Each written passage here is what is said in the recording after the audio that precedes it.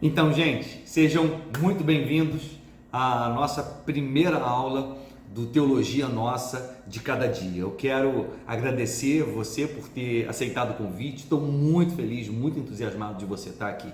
Nos próximos 4 dias, hoje e mais os dias seguintes, a gente vai estudar algumas das principais matérias que se ensina em teologia. A gente tem muito mais coisa para dar. Esse é só um aquecimento, tá? E uma preparação para o grande curso de seminário de teologia online que eu e uma equipe de amigos especialistas estamos criando para vocês. E eu estou muito, muito, muito entusiasmado com isso tudo. É a minha missão de vida, o chamado de Deus para mim, e está no centro da vontade de Deus. É muito bom. Pois bem, hoje é uma aula introdutória de teologia sistemática e eu quero começar explicando o que é essa coisa chamada teologia sistemática. Bem, antes eu quero falar do nosso jeito de aula. Eu acredito que teologia, a aula de teologia não precisa ser sério. É óbvio que a gente leva a palavra de Deus a sério, a gente leva a teologia a sério e a educação a sério. Mas levar a sério não significa ensinar de forma sisuda, pesada, tensa. Eu acredito que pode ser dinâmico, divertido. Aliás, esse é o meu jeito e eu gosto de ser alegre, eu gosto de ser divertido e eu pretendo que as nossas aulas sejam dinâmicas e divertidas.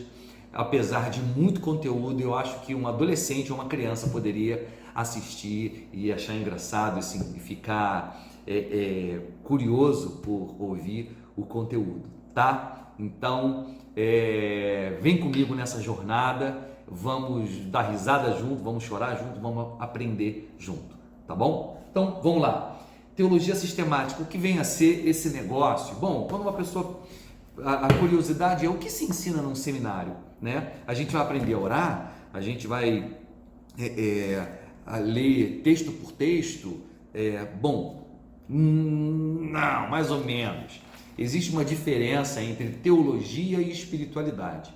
Espiritualidade é a prática devocional diária, né, de oração, de leitura da palavra, é a vida piedosa, a maneira como você vive o cristianismo e a fé na prática. Num seminário, num curso de teologia, a gente estuda as ciências teológicas.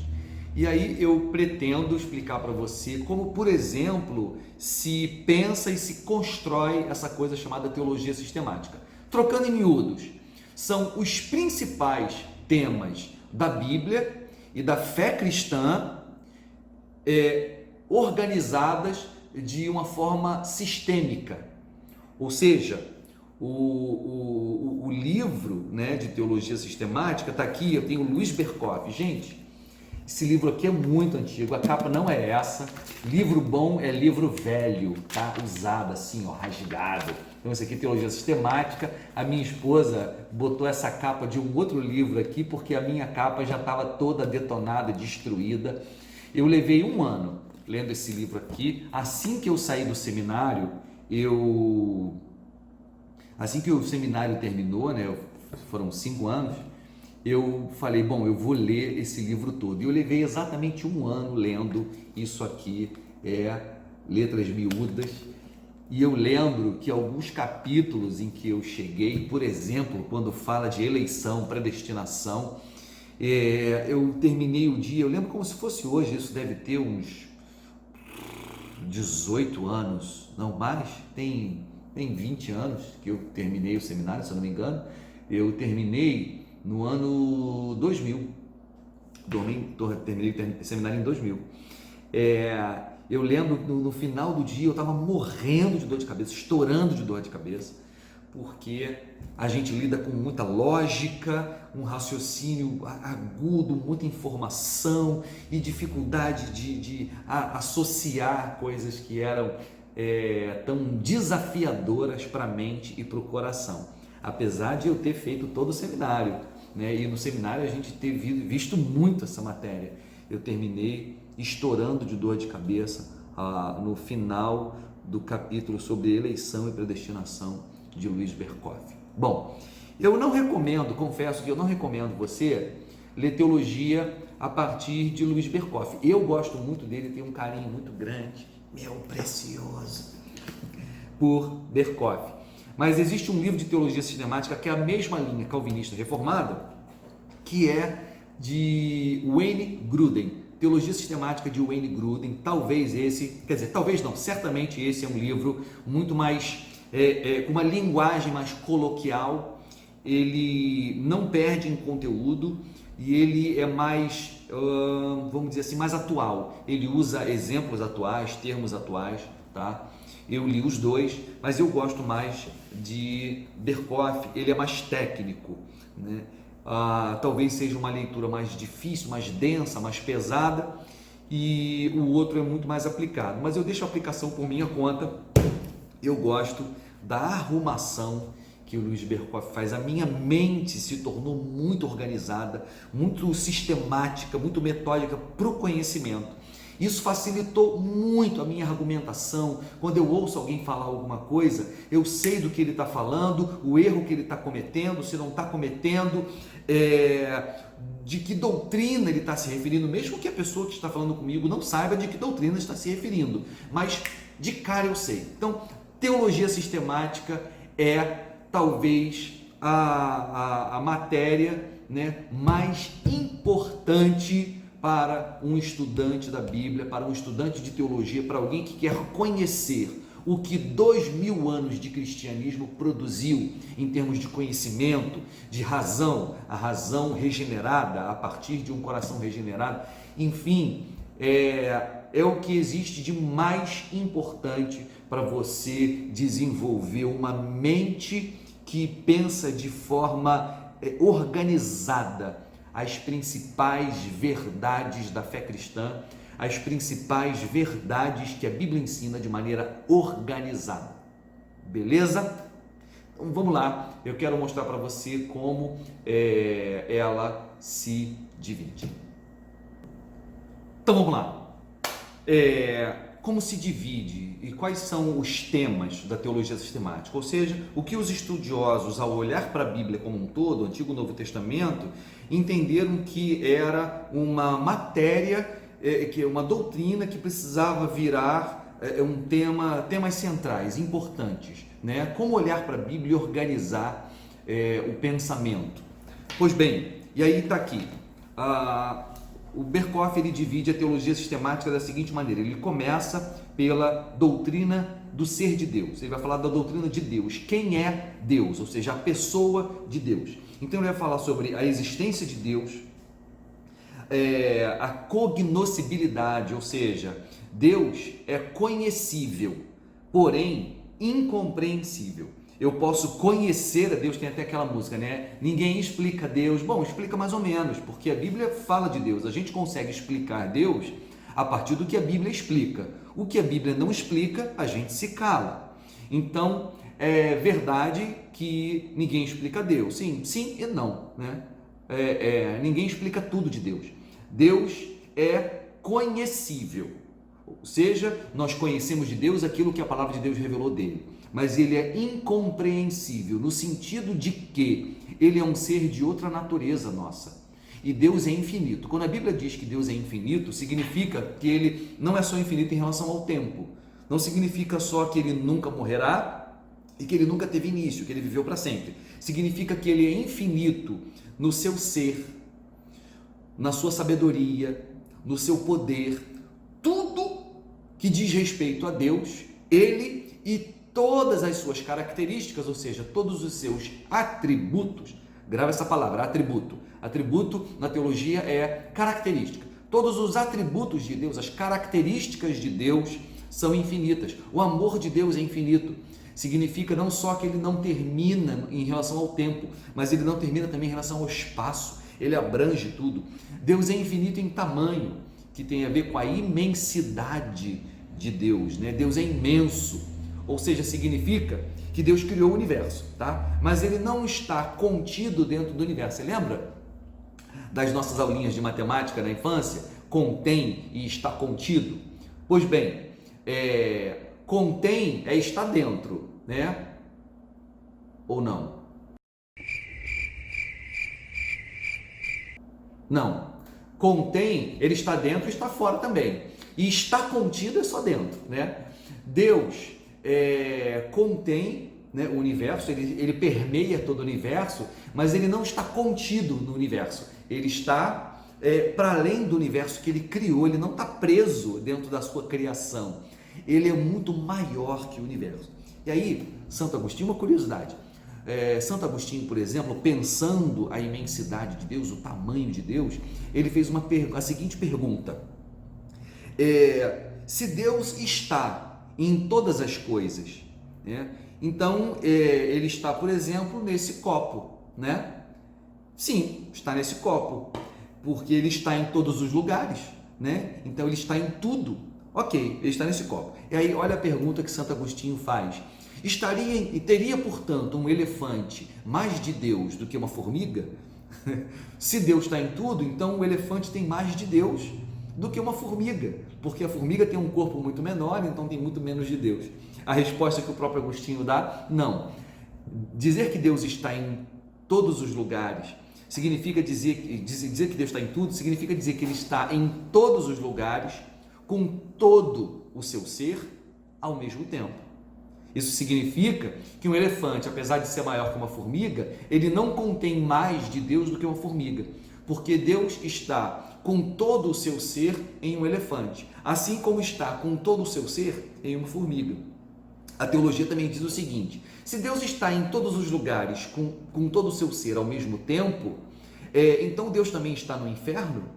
Ou seja, existe algum lugar que Deus tenha criado onde ele não esteja? A resposta que a teologia dá é não, não existe. Todos os lugares Deus está com todo o seu ser ao mesmo tempo. Então Deus também está no inferno? Sim, Deus está também no inferno. Porém, a graça, a bondade e o amor de Deus, ele não manifesta no inferno. A única coisa que Deus manifesta no inferno é a sua justiça, portanto, a sua ira, tá? Então, Deus está no inferno também? Então, sim, também, porque ele está em todos os lugares, com todo o seu ser ao mesmo tempo, mas no inferno ele não manifesta a sua graça, o seu amor, a sua bondade. Ele só manifesta um atributo que é a sua justiça, portanto, a sua ira, a punição dos pecados e dos pecadores. Então, a existência de Deus, é isso. O ser de Deus, ele vai pensar quem Deus é, sempre utilizando textos bíblicos e dizendo: a Bíblia diz isso, a Bíblia diz isso, a Bíblia diz isso, a Bíblia diz isso. Então, e aí a partir disso, ele vai pensar. A cognoscibilidade de Deus, Deus é conhecível, mas incompreensível. A relação do ser e dos atributos de Deus, ou seja, existem dois tipos de atributos: os atributos comunicáveis e os atributos incomunicáveis. O que significa isso? Atributos comunicáveis são características de Deus que Ele nos deu, que Ele comunicou a nós. Por exemplo, um atributo de Deus: Deus é amor. Os homens têm amor? Sim, os homens têm amor. Não como Deus, na perfeição em que Deus tem. Mas os homens também amam, os homens também experimentam amor. Então, Deus é amor, esse é um atributo de Deus. Ele comunicou esse atributo, essa característica dele aos homens? Sim, ele comunicou esse atributo, essa característica dele aos homens. Deus é espírito. Jesus diz que Deus é espírito. Ele comunicou esse atributo aos homens? Sim, os homens têm espírito. Os homens também têm natureza espiritual. Então, ele comunicou esse atributo. Deus é eterno, significa que ele nunca teve início e nunca terá fim. Ele comunicou esse atributo aos homens? Não comunicou. Os homens não são eternos. Os homens nasceram no tempo e no espaço em algum momento, né? Portanto, os homens não têm esse atributo. Logo, o atributo da eternidade de Deus é incomunicável. Deu para entender? Atributos comunicáveis, características de Deus que ele deu aos seres humanos, a nós. Atributos incomunicáveis, atributos que só Ele tem, que Ele não comunicou, não deu a mais ninguém. E aí são vários os atributos comunicáveis, são vários os atributos incomunicáveis. Eu disse que aqui é só um aquecimento, é só uma preparação. Então, uma aplicação prática do para que serve eu saber isso? Caramba, serve para muita coisa. Eu vou dar um exemplo para você.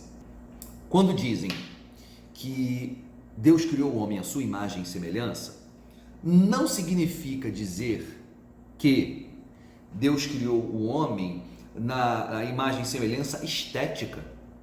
Não significa dizer que Deus tem cabeça como nós, cabelo como nós, nariz. Não significa dizer que Deus tem bumbum, por exemplo. É óbvio que a Bíblia diz que Deus está assentado sobre um alto e sublime trono, mas é muito provável que essa seja só uma figura de linguagem. A Bíblia, e aí a teologia explica que a Bíblia usa uma linguagem antropomórfica. É o quê? O que é isso? Antropomórfica. Antropo de homem, morfo de forma. A Bíblia atribui a Deus forma humana na linguagem, para que a gente consiga entender alguma coisa de Deus, para que ele se comunique. Quando diz que Deus está assentado sobre um alto e sublime trono, o que a Bíblia quer dizer? Que Deus governa sobre todas as coisas e que tudo está debaixo do controle de Deus. Mas significa dizer que Deus tem bumbum? Que ele está literalmente sentado no trono? Por que sentado e não em pé? Ele se cansa? Ele precisa sentar? Não. Você entende? Então, isso é uma bobagem, saber? Não, não é uma bobagem. Porque quando diz que nós fomos criados à imagem e semelhança de Deus, não significa que ele tem a nossa forma física. Ele é espírito. E o espírito não tem forma. Mas ele quer se assemelhar a nós. Então, quando diz que nós fomos criados à imagem e semelhança de Deus, o que significa isso? Significa que nós recebemos características, ou seja, atributos de Deus que ninguém mais recebeu. Por exemplo, os animais não amam. Tudo bem que você pode achar que o seu cachorro te ama, é só um instinto que ele tem. Amor é outra coisa, não é só carinho, devoção, dedicação. Aquilo ali é o instinto do animal. O animal foi criado com aquelas características, mas aquilo não é amor. Mas tudo bem, você pode discordar de mim, porque aliás a nossa geração ama tantos animais, né? Eu tenho uma pitbull chamada Maggie, ela é um doce, ela tem espírito de poodle, né? Mas ela é um pitbull, é um trambolho, ela é pesada, forte, e ela vem dando rabada na gente, e ela tem tanto carinho, tanta devoção por mim. Todas as vezes que eu saio de casa ela fica chorando, quando eu chego ela já conhece o barulho do carro e fica já latindo, que é difícil a gente acreditar que isso não seja amor, mas acredite, não é. Amor é algo mais sublime do que os animais sentem. Mas tudo bem, vamos falar de um outro atributo, o atributo da inteligência. Por exemplo, qual animal tem o poder de escrever um livro? Qual outro ser vivo, além dos seres humanos, tem o poder de criar uma canção, de escrever poesia, de pensar, de raciocinar, de usar lógica, de construir ferramentas? Então esse poder de construção, de pensar, de raciocinar, a razão, portanto, né? A mente é um atributo divino. Nenhum outro ser vivo tem isso. Então dizer que nós fomos criados à imagem e semelhança de Deus significa dizer que nós temos características que só Deus tem e que Ele nos deu, e que nenhum outro ser vivo tem. Características divinas. Por exemplo, enfim, quem sabe fazer música, trabalhar, né? Produzir, criar, a capacidade criativa que o homem tem, são características divinas. E o que isso significa na prática? Significa que você não cumpre só a vontade de Deus na sua vida quando você prega a palavra de Deus, quando no domingo você vai para a igreja. Você cumpre a vontade de Deus na sua vida quando você faz tudo aquilo que Deus te criou para fazer. tem uma história linda, linda, linda, linda que eu quero contar para você. Um filme muito antigo chamado Carruagem de Fogo. Eu não sei se você conhece essa música, ela ficou muito famosa por causa desse filme que é assim. Pois bem, Carruagem de Fogo, uma história verídica. Um missionário, ele foi chamado para evangelizar, eu não lembro se a Índia ou a China. E ele tinha uma noiva, que também era uma mulher muito piedosa, muito crente. E esse missionário, eles estavam com viagem marcada para ir para a Índia ou para a China, não lembro, para evangelizar e pregar a palavra de Deus. Só que ele era um corredor, ele era um maratonista. E ele era o melhor corredor do país dele, eu acho que era a Inglaterra. E a noiva dele ficava perturbando ele: a gente precisa ir logo, a gente precisa ir logo, a gente precisa fazer a vontade de Deus, a gente precisa ir logo para a China, para a Índia, sei lá, pregar, pregar, pregar. E aí teve um dia que ele parou, aí ele falou assim, esse para mim é o ponto alto do filme. Ele diz: deixa eu te falar uma coisa, a gente vai evangelizar, a gente vai fazer a obra de Deus, mas é o seguinte, Deus me fez veloz, e quando eu corro, eu sinto Deus em mim. É isso. Fazer a vontade de Deus, talvez a vontade de Deus na minha vida é que eu prego o Evangelho, esse é o chamado dele para mim. Talvez a vontade de Deus para a sua vida é que você seja advogado, é que você seja dona de casa, que você seja mãe de filhos, que você seja professor, que você seja professora, que você seja vendedor, que você seja empresário, que você seja investidor, que você seja escritor, que você seja qualquer coisa. E aí, a teologia reformada traz um conceito maravilhoso, e Martinho Lutero trouxe esse conceito há 500 anos atrás. Depois de 1500 anos de cristianismo, Lutero entendeu o que ele chamou de doutrina da vocação. E aí deixa eu fazer. Aqui a gente continua falando de teologia, eu ainda estou na primeira apresentação, por exemplo, do ser de Deus, né? E nós já estamos fazendo aplicações práticas e descobrindo agora o que essa doutrina mudou na história, como a humanidade mudou quando entendeu essa doutrina aqui. Presta atenção nisso. Beber aguinha. Eu vou me empolgando, né? Vou me empolgando. Os irmãos católicos, muito baseado num grande teólogo da igreja chamado Tomás de Aquino, eles acreditavam que a vocação de Deus se dividia em duas, tá?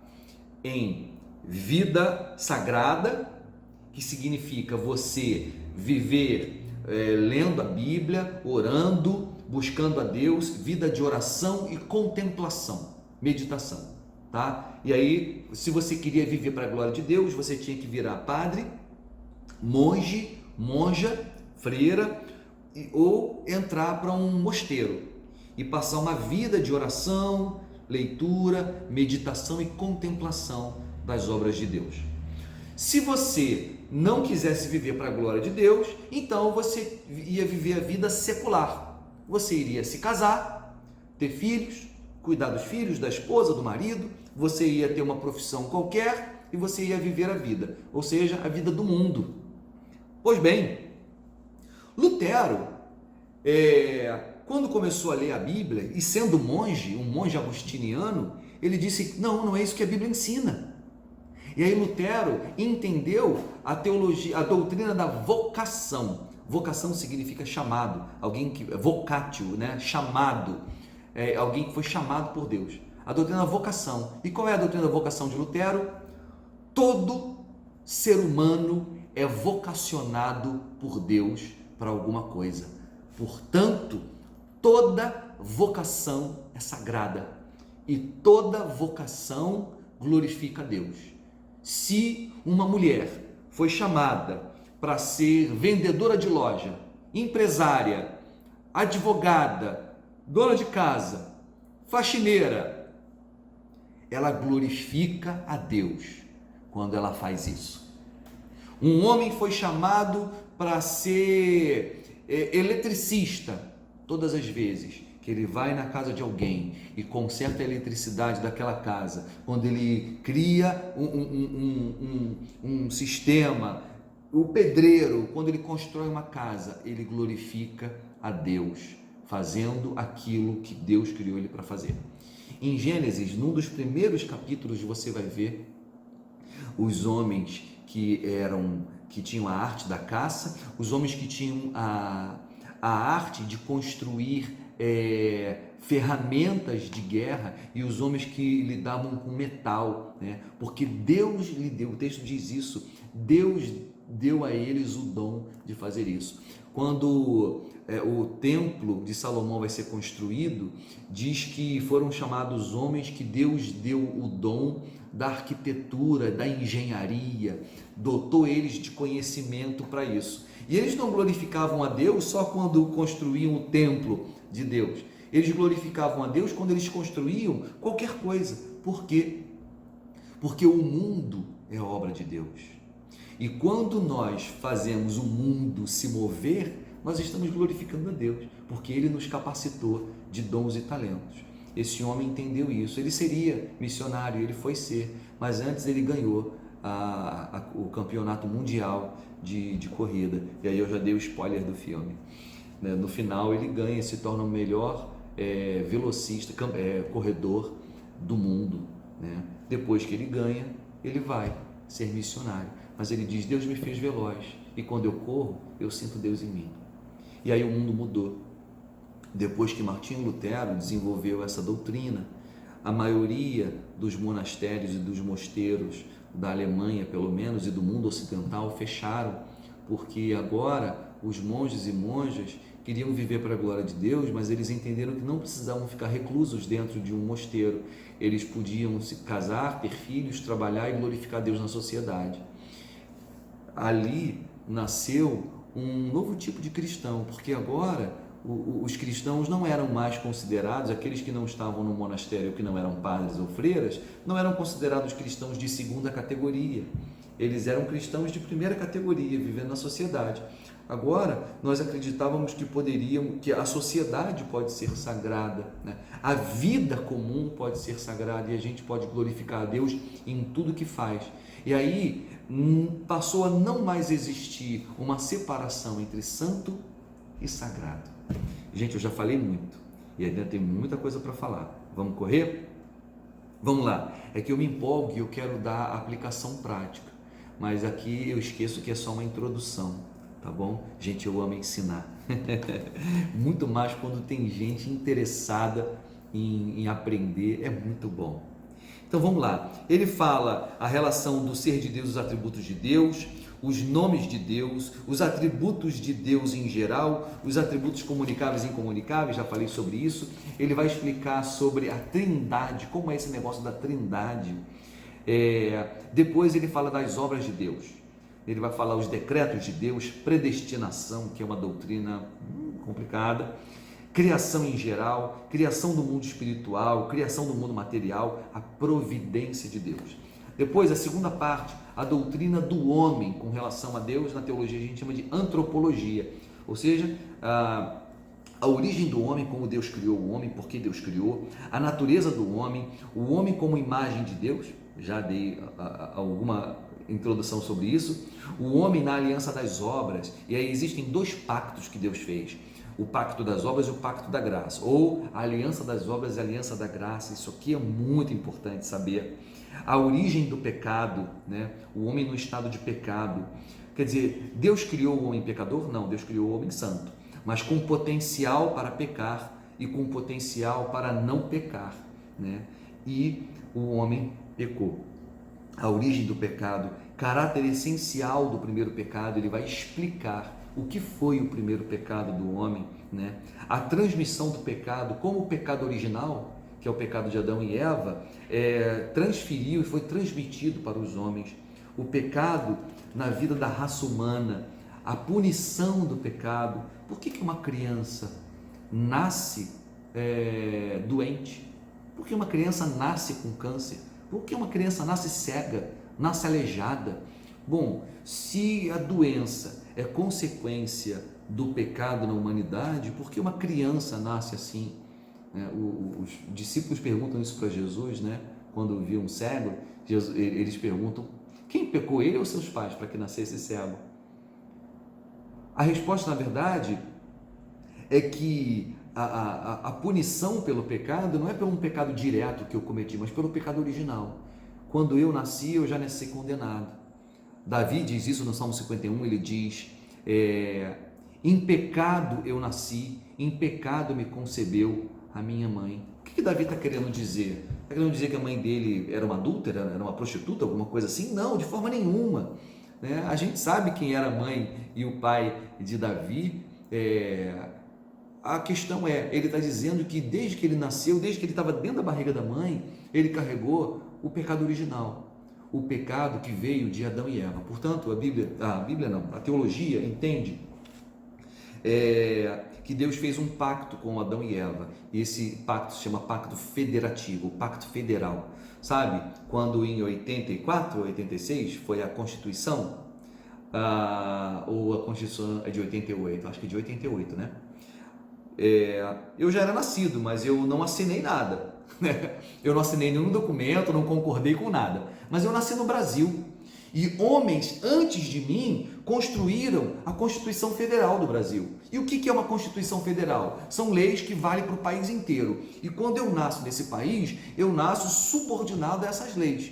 Leis que não fui eu quem criei, eu não concordei com nada, eu não assinei papel nenhum. Mas eu estou totalmente comprometido com ela e totalmente subordinado à lei do meu país. Se eu não concordar, eu saio do meu país e vou para outro. Mas aí eu estou subordinado às leis daquele outro país, não adianta. Então nós nascemos em um mundo que já está pactuado. Os pactos federais já foram feitos. Não é diferente na teologia. Quando eu nasci, Deus já havia feito um pacto com o homem, que são Adão e Eva, que são os representantes da humanidade. Então são os representantes federais da humanidade. E tudo aquilo que Adão e Eva fizeram é como se eu e você tivéssemos feito, porque eles nos representam. Aí você diz assim, não, se eu tivesse lá eu não teria feito a mesma coisa. Eu quero te dizer uma coisa. Quando Deus criou Adão e Eva para serem os meus representantes, os nossos representantes, Deus não errou na escolha de ter criado Adão e ter criado Eva. Ele criou os melhores representantes que a humanidade poderia ter. Portanto, se Adão fez o que fez, significa que se eu tivesse lá, eu teria feito. Se você tivesse lá, você teria feito. Ou seja, os nossos representantes federais nos representam muito bem. Tá? Não duvide do que Deus fez. Pensar teologicamente, gente, é muito bom. Organiza a nossa mente, faz com que a gente entenda o que Deus fez, faz com que a gente se relacione de forma minimamente bem com o mundo. Tá chato? Mais ou menos. Quer dar uma parada? Dá um pause aí, vai beber uma água, vai no banheiro, dá uma relaxada, volta e vamos continuar, tá bom? Ou então dá um pause aí e continua amanhã. O bom é isso, você vai ter acesso permanente a esse vídeo, tá? E depois vai ter muito mais, fica tranquilo, tem muita coisa boa para acontecer, tem novidade chegando aí. A gente vai estudar tema por tema, aprofundadamente. E a ideia é que tudo esteja muito organizadinho na sua cabeça. Olha isso, o homem na aliança da graça, o homem na aliança das obras. A aliança das obras foi o pacto que Deus fez com Adão e Eva, se comer morrerá. E o homem na aliança da graça, aí já é outra promessa, é a promessa de salvação, de evangelho, onde Deus diz, bom, agora eu vou ter que enviar o meu filho para morrer por você. E aí tem aquele texto chamado proto-evangelho, que é Gênesis 3:16, se eu não me engano, onde ele diz que da mulher nasceria o descendente, e esse pisaria a cabeça da serpente. Olha que legal. E aí Deus fala para a serpente, colocarei a descendência da mulher contra a sua descendência, né? Ou seja, Deus revela ali que a partir daquele dia haveriam dois grupos de homens. Uns homens que seriam da descendência da serpente, servos do diabo, e outros homens que seriam da descendência de Cristo, servos de Cristo, né? E o descendente da mulher, né, que é Jesus, né, que nasceu de uma mulher de carne e osso, pisaria a cabeça da serpente, né? E na cruz do Calvário, Jesus pisou a cabeça da serpente. Aí você diz, poxa, se ele já pisou a cabeça da serpente na cruz do Calvário, então por que a gente ainda sofre ataques de Satanás? E aí a teologia, né, explica uma doutrina chamada doutrina do já e do ainda não. O já e o ainda não. Ele já venceu Satanás, mas ainda não, ou seja, não totalmente. Ele ainda reservou uma parte da sua vitória sobre Satanás para o dia do juízo final. Calvino diz que o diabo é como um cachorro amarrado numa coleira. Ele late e morde, mas só ao alcance da coleira. E quem colocou ele nessa coleira foi Jesus. Ele não consegue ir para além disso, né? Então ele já foi amarrado, né, e preso na cruz do Calvário. Mas ele ainda é amarrado e preso por uma coleira, mas ele ainda está latindo e mordendo por aí. A terceira parte, a doutrina da pessoa e da obra de Cristo. Agora a parte da cristologia. Vai falar só da pessoa de Jesus. A natureza de Jesus, que é uma natureza divina humana, ele era 100% humano, 100% divino. A unipersonalidade de Cristo, né? Tanto homem quanto Deus. E aí, a unipersonalidade, a teologia está pensando, vem cá, então Maria, ela gerou a humanidade de Jesus, ou ela gerou também a divindade de Jesus? Ou seja, e aí tem termos em latim, né? A gente vai se familiarizar com eles. Ela é Christotokos ou Theotokos? Ela gerou Cristo, só a humanidade, a carne e osso de Jesus, ou ela é Theotokos? Ela é mãe de Cristo ou ela é mãe de Deus? A teologia vai dizer, bom, não dá para separar a natureza humana da natureza divina de Jesus. Ele é 100% homem, 100% Deus sempre. Ele nunca, desde que ele encarnou no ventre de Maria, a gente não consegue mais separar a humanidade da divindade. Então, quando Maria gerou Jesus, ela gerou Jesus Deus homem.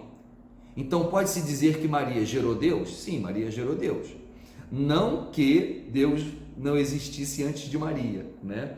Mas quando Jesus encarnado, o Filho de Deus, que já existia desde antes da fundação do mundo, sempre existiu, eterno, junto com o Pai, quando ele resolveu encarnar e ele nasceu como homem, nasceu como Deus. Então Maria gerou Deus? Sim, gerou Deus.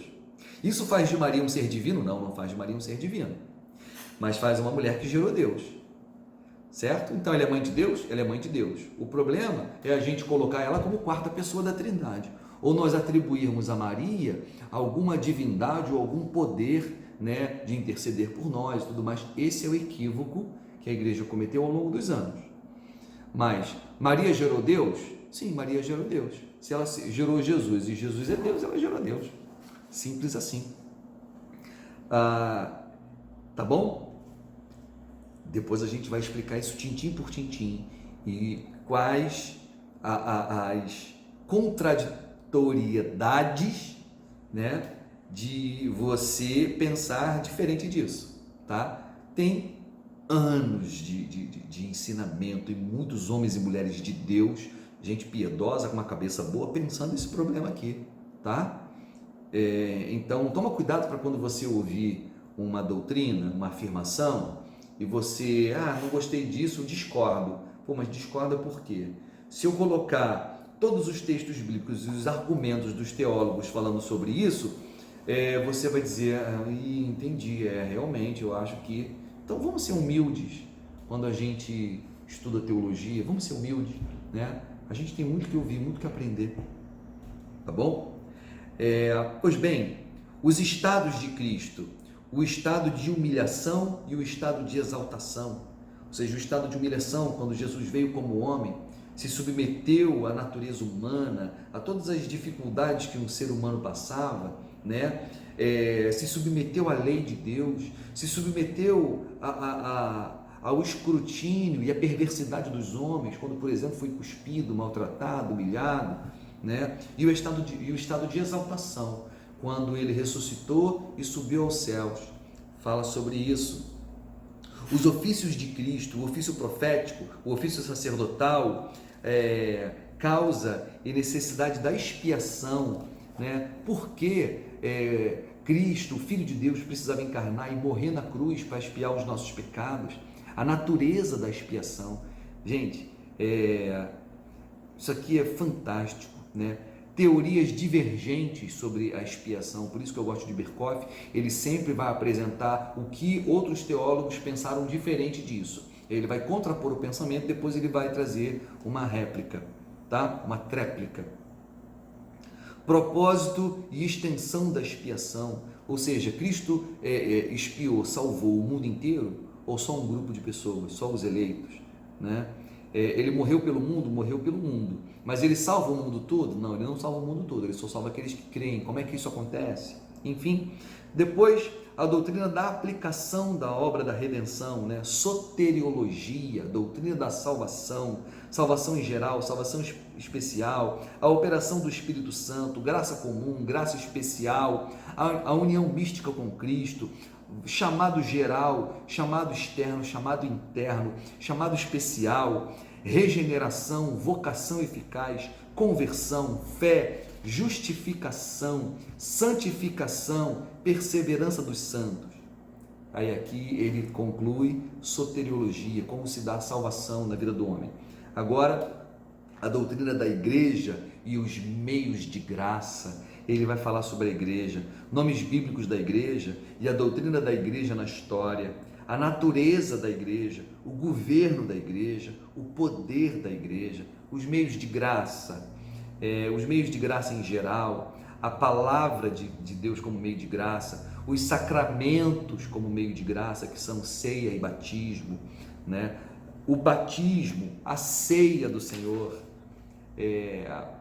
e sexta parte, a doutrina das últimas coisas, a última parte, escatologia, a segunda vinda de Cristo, grande tribulação, essa coisa toda chamada escatologia. É assim que se divide teologia sistemática. Então ele vai falar da segunda vinda de Cristo, correntes milenistas, correntes que acreditam no milênio, se a igreja vai ser arrebatada e a grande tribulação vai ser só sobre o mundo, se a igreja vai passar pela grande tribulação, se existe arrebatamento, se não existe arrebatamento, tudo isso, a ressurreição dos mortos, né? O juízo final, enfim. Então assim se separa, se divide o tema da teologia. É riquíssimo, riquíssimo, riquíssimo. 80% da forma como eu penso, como eu raciocino, eu posso atribuir aos estudos da teologia sistemática, que organizou na minha cabeça todos os temas da Bíblia. Então, quando eu abro a Bíblia e leio um texto, qualquer um, eu sei de que doutrina aquele texto está se referindo, quais são os outros textos relacionados àquela mesma verdade, àquela mesma doutrina, como relacionar esses textos, quais são os paradoxos, as dificuldades, os desafios que esse texto, que essa verdade, que essa doutrina me apresenta, como lidar com esses desafios, como lidar com esses paradoxos. Isso é teologia sistemática, muito, muito, muito importante. Gente, existe um mundo de coisas para se ensinar em teologia sistemática. A gente vai precisar de muitas e muitas aulas e nós as daremos, tá? Mas não hoje. Hoje é só uma introdução, explicar o que é, o que significa, como se divide, né? Existem muitas teologias sistemáticas. Os católicos têm as suas teologias sistemáticas, os protestantes têm as suas teologias sistemáticas, a Igreja Cristã Ortodoxa Russa tem a sua teologia sistemática, os vários, dentro da Igreja Evangélica tem muitos teólogos sistemáticos. Então a gente tem, por exemplo, a teologia sistemática de evangélicos protestantes, que não são calvinistas, que são os arminianos, né? Então, uma teologia sistemática muito famosa é de Finney, né? Ele escreveu uma teologia sistemática arminiana, não calvinista, que é uma linha doutrinária diferente da nossa, né? Dentro da linha católica, você também tem as teologias sistemáticas, né, de diferentes teólogos diferentes. Dentro da Igreja Católica você tem várias linhas, né, de espiritualidade. Você tem a agustiniana, você tem franciscana, você tem jesuíta, né, várias linhas, e você tem as suas teologias e a forma de enxergar o cristianismo. Existe uma verdade maior e algumas outras verdades. Esse é só um aquecimento, é só uma introdução para você entender como se constrói o pensamento cristão e como se construiu ao longo desses 2000 anos de fé cristã. Vamos parar por aqui hoje? Amanhã a gente continua. Tá bom? Então, até amanhã.